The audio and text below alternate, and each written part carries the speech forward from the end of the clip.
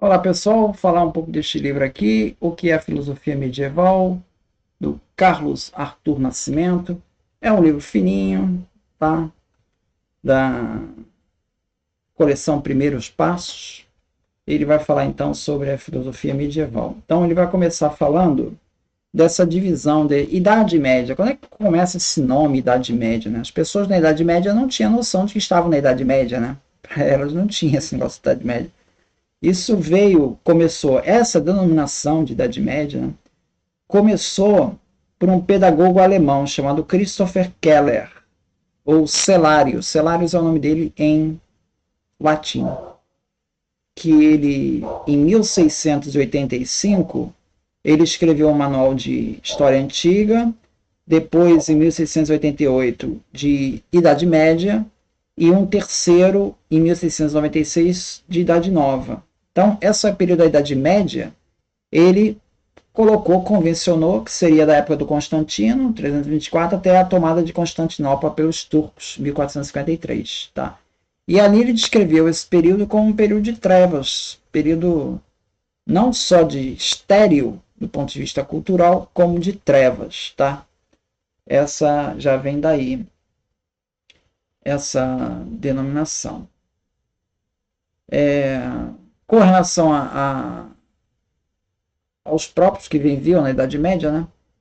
Tem esse depoimento aqui de Bernardo de Chartres, né, do século XII, né, que ele fez uma comparação que ficou famosa, foi usada pelo Newton mais tarde, né, que ele diz assim: somos comparáveis a anões montados nos ombros de gigantes, o que nos possibilita ver mais coisas que os antigos e mais longínquas, não pela acuidade de nossa própria vista, nem pela nossa grande estatura corporal, mas porque nos levantam e nos exaltam aquelas alturas pela sua grandeza gigantesca. Então, essa perspectiva é uma perspectiva medieval. Aqui ele vai falar de Paulo, né? Paulo, ele fala do discurso de Paulo ali no Areópago, né? Onde Paulo tem um discurso ali meio que ecumênico, né?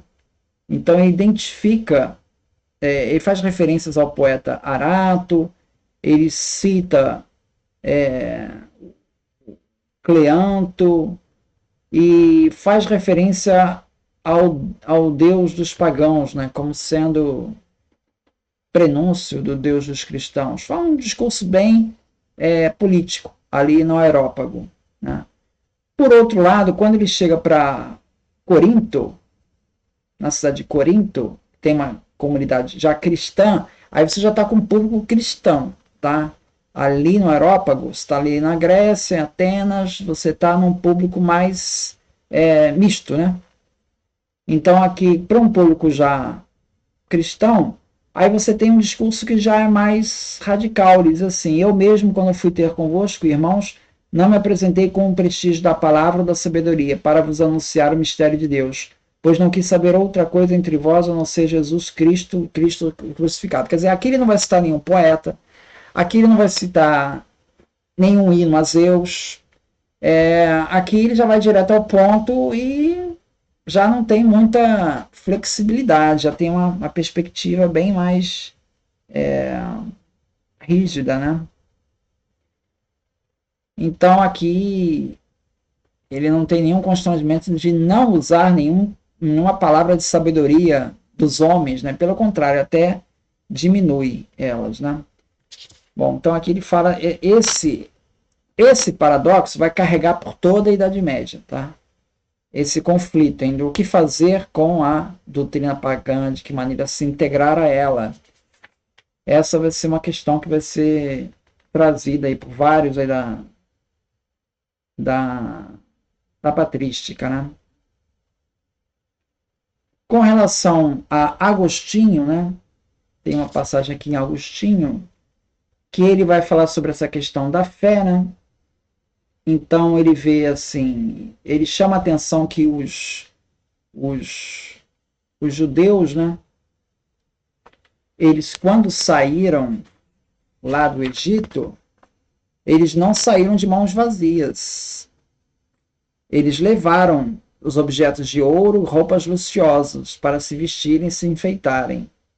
Tá? Aí ele comenta que no livro da Sabedoria, uma obra mais tardia, incluída na Bíblia, há preocupação em mostrar que não se tratava propriamente de roubo. Essa obra explica que os judeus estavam simplesmente tomando o que lhes era devido pelo seu trabalho como escravos. Não é roubo. Agostinho vê esse episódio todo como um valor simbólico. Ele prefigura a atitude do cristão em relação à cultura pagã. Quer dizer, as verdades enunciadas pelos filósofos não devem ser temidas, mas retomadas deles como de injustos possuidores. Agostinho considerava que os pagãos se tornaram injustos detentores desses bens culturais porque se serviram mal deles, usando-os no culto de deuses falsos. Agostinho recomendava assim que os cristãos expoliassem os pagãos, assim como os judeus expoliaram os egípcios. Entende a perspectiva? Então ele reconhece que existe sim uma sabedoria lá na doutrina pagã. Cabe aos cristãos tomarem isso para si. E aí o Agostinho, no Sermão 43, ele vai comentar lá uma passagem de Isaías, onde ele conclui o seguinte: se não crerdes, não compreendereis. Então, a passagem do Agostinho é o seguinte: você primeiro precisa crer, precisa ter fé.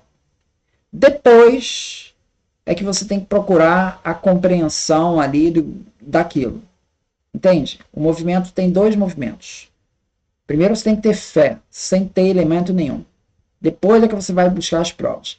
Isso daí é curioso, porque no Thomas Kuhn, na estrutura das revoluções científicas, ele diz que a ciência também é a mesma coisa. Caraca, ele diz a mesma coisa.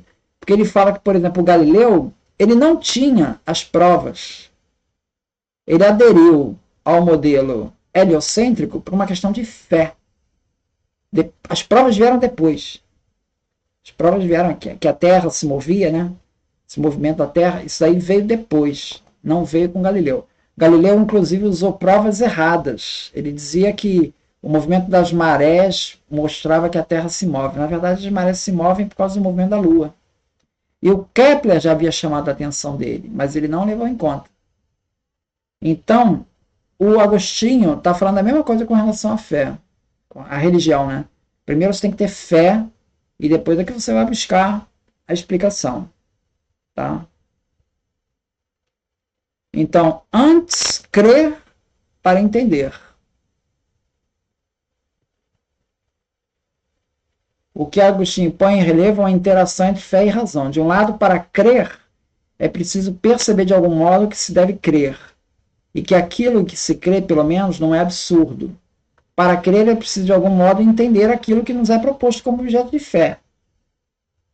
De outro lado, o mistério de fé não é de modo nenhum, para Agostinho, o impenetrável e incompreensível. Uma vez aceito pela fé, podemos procurar analogias que iluminam esse elemento de fé e esclarecem de algum modo para nós. Isso quer dizer que, entre a pura aceitação da fé e a visão dos mistérios, só acessível na contemplação dos bem-aventurados, podemos adquirir sempre novas luzes da fé que procura compreender. Crê para entender. Então, primeiro crê, depois entende. Então, ele não está negando o conhecimento, né? A necessidade de conhecimento. Só está dizendo que isso vem no segundo momento. Tá? Então, essa é a perspectiva do Agostinho, que vai ser retomada por outros.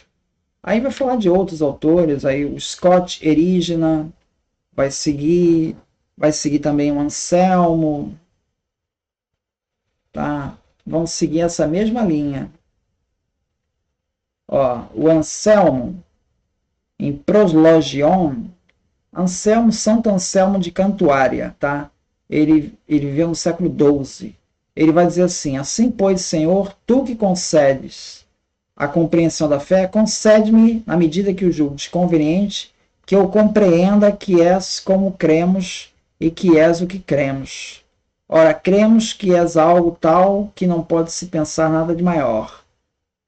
Ou será que não há tal natureza? Pois disse o insensato no seu coração: não há Deus. Tá? Aí vem o argumento ontológico do Santo Anselmo. Ou seja, o Santo Anselmo ele coloca que esses objetos da fé, eles são compreensíveis. Mas você não vai ter fé depois que compreende, entendeu? Não é esse movimento. Eu vou compreender, depois vou ter fé. Não, é invertido. Você primeiro tem fé e depois você vai buscar compreender. Mas isso é indiferente, porque você já está com a fé. Então, esse pensamento do Santo Anselmo é o pensamento de Agostinho. Esse Santo Agostinho ele vai fazer a base da filosofia cristã, né, até Tomás de Aquino, que Tomás de Aquino já vai ter uma perspectiva dentro de Aristóteles, né? Aí Agostinho sai um pouco de cena, Platão sai um pouco de cena e entra Aristóteles, tá? Então é isso, ou seja, basicamente são esses pontos que eu queria falar, destacar nesse livro. É um livro bem didático e bem simples, mostra o pensamento medieval. Muito obrigado, então.